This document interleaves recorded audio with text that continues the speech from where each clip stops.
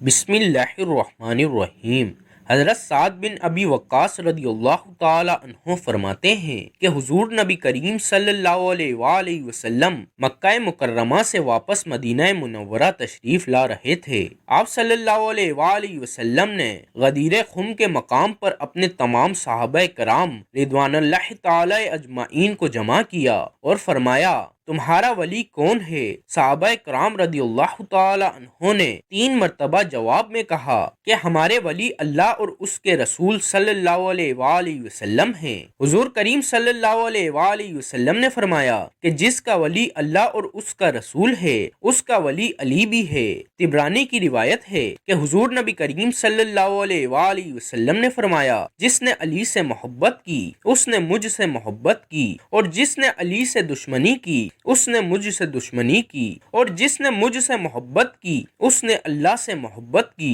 اور جس نے مجھ سے دشمنی کی اس نے اللہ سے دشمنی کی۔ حضرت ابن عمر رضی اللہ تعالی عنہ سے مروی ہے کہ حضور نبی کریم صلی اللہ علیہ وآلہ وسلم نے انصار و مہاجرین میں بھائی چارہ قائم فرمایا تو حضرت سیدنا علی المرتضی رضی اللہ تعالی عنہ نے حضور نبی کریم صلی اللہ علیہ وآلہ وسلم کی خدمت میں حاضر ہو کر عرض کیا کہ یا رسول اللہ صلی اللہ علیہ وآلہ وسلم، آپ صلی اللہ علیہ وآلہ وسلم نے تمام صحابہ کرام رضی اللہ تعالی عنہ کے درمیان مساوات اخوت کا رشتہ قائم کیا، لیکن میرے ساتھ ایسا کچھ نہیں کیا۔ حضور نبی کریم صلی اللہ علیہ وآلہ وسلم نے فرمایا، اے علی، تم میرے دنیا اور آخرت کے بھائی ہو۔ ام المومنین حضرت ام سلمہ رضی اللہ تعالی عنہا فرماتی ہیں کہ حضور نبی کریم صلی اللہ علیہ وآلہ وسلم نے فرمایا کہ جس نے علی کو برا کہا اس نے مجھے برا کہا۔ چنانچہ جب رسول اللہ صلی اللہ علیہ وآلہ وسلم کا تقاضا یہ ہے